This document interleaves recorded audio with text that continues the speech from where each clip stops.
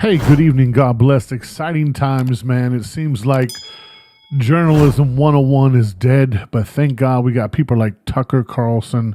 And right now I'm going to react to why he is interviewing Vladimir Putin, the president of Russia. Let's get right into it. We're in Moscow tonight. We're here to interview the president of Russia, Vladimir Putin. We'll be doing that soon. There are risks to conducting an interview like this, obviously. So we thought about it carefully over many months. Here's why we're doing it. First, because it's our job. Stop right there. It is the job of journalists to give a fair report. When you do investigative journalism, there is a process. What happens with the media we get today, most of it is censored, most of it is a controlled narrative. And so here on the Spill with Spilman, aside from my reaction channels combined together, I will do my best to give you reactions about people that do fair journalism. And I'm so excited for this. In journalism, our duty is to inform people. 2 years into a war that's reshaping the entire world, most Americans are not informed. They have no real idea what's happening in this region, here in Russia or 600 miles away in Ukraine. But they should know. They're paying for much of it in ways they might not fully yet perceive. The war in Ukraine is a human disaster. It's left. Let's stop right there. It is a human disaster, right? Most Americans do not really know because we think with today's technology that we're more informed. However, it seems like we're less informed. I will say this, the American taxpayers are paying for wars in many different regions, right? Many different countries, many different continents. And whatever propaganda we are fed, we believe that. We believe that. So I thank God for Tucker and other journalists that just are not afraid of speaking truth in the face of power. Hundreds of thousands of people dead, an entire generation of young Ukrainians. And it's depopulated the largest country in Europe. But the long-term effects are even more profound. This war has utterly reshaped the global military and trade alliances, and the sanctions that followed have as well. And in total, they have upended the world economy. The post-World War II economic order, the system that guaranteed prosperity in the West for more than 80 years, is coming apart very fast, and along with it, the dominance of the U.S. dollar. Let's stop right there. So I tell people in our country quite a bit that Americans are sheltered, right? Think about it. When is there the last time any American that's 50 and younger can remember a war happening on our terrain, our turf? I'm not talking about Americans against Americans and the crazy stuff that goes on in our cities and our schools and our churches and our hospitals, not the lunacy that we commit against ourselves. But you have to remember, whether it's been in Afghanistan, whether it's been in Iraq, whether it's been in Libya, Palestine, wherever we and us alike have caused havoc to the Arab world, the Muslim world, it's been in their backyard. We have been spoiled. I ask myself quite a bit, right? What have the Arabs or the Muslims done to us, done to the American people to deserve this kind of terrorism that has been done to them? I would debate anybody in the world, dialogue with anybody in the world that can convince me that America's terrorism, the United States of terror, what we've done across the seas is justified. It's sick, it's inhumane, we shouldn't stand for it. These are not small changes. They are history-altering developments. They will define the lives of our grandchildren. Most of the world understands this perfectly well. They can see it. Ask anyone in Asia or the Middle East what the future looks like. And yet the populations of the English-speaking countries seem mostly unaware. They think that as nothing has really changed. And they think that because no one has told them the truth. Their media outlets are corrupt. They lie to their readers and viewers. And they do that mostly by omission. For example, since the day the war in Ukraine began, American media outlets have spoken to scores of people from Ukraine, and they've done scores of interviews with Ukrainian President Zelensky. We ourselves have put in a request for an interview with Zelensky, and we hope he accepts. But the interviews he's already done in the United States are not traditional interviews. They are fawning pep sessions. Yes, they are. You're getting preached to. And what do we know? Trying to make Russia to be the bad guy, trying to make China to be the bad guy.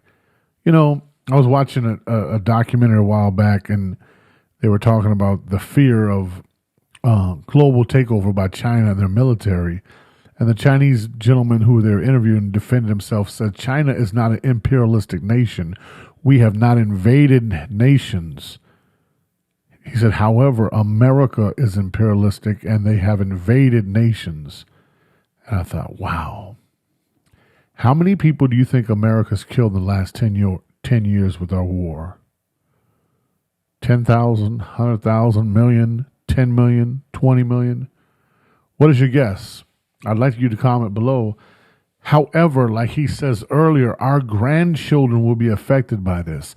And if you love your grandchildren, then you should not want America to fall. You shouldn't want Russia to fall. You shouldn't want Ukraine, China, Taiwan, Palestine, Israel. You should think about it. What does it benefit a nation or the world to see a nation suffer? That's sickness. That's evil. Let's keep going. Specifically designed to amplify Zelensky's demand that the U.S. enter more deeply into a war in Eastern Europe and pay for it. That is not journalism. It is government propaganda. Propaganda of the ugliest kind, the kind that kills people. At the same time, our politicians and media outlets have been doing this, promoting a foreign leader like he's a new consumer brand. Wow. Not a single Western journalist has bothered to interview the president of the other country involved in this conflict. Preach. Vladimir Putin. Most Americans have no idea why Putin invaded Ukraine or what his goals are now. They've never heard his voice. That's wrong. Americans have a right to know all they can about a war they're implicated in, and we have the right to tell them about it because we are Americans too. Freedom of speech is our birthright. Stop right there. We are one of the few, nations that believe in freedom of speech. You know, think about being born in another country where, of course, you can be killed here for it, but you don't even have the basic freedom of speech. You don't even have that concept. It's not constitutionally protected, and it's not protected by law. Whatever leader is in place, the whims of their desires can shut down parties and kill people. We see that a lot now. We do, in defense of people that will argue our system. We do notice that when the Democrats win, it's like their administration goes after and prosecutes Republicans. When the Republicans win, it's just like a witch hunt.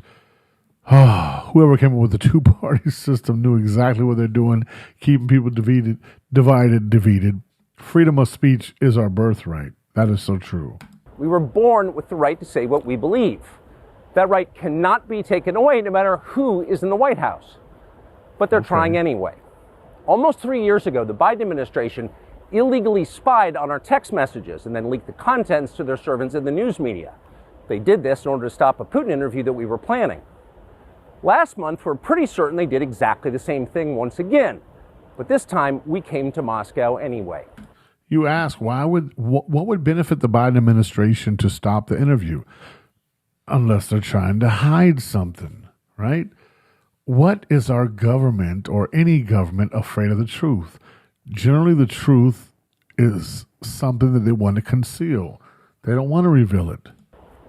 We are not here because we love Vladimir Putin. We are here because we love the United States, and we want it to remain prosperous and free.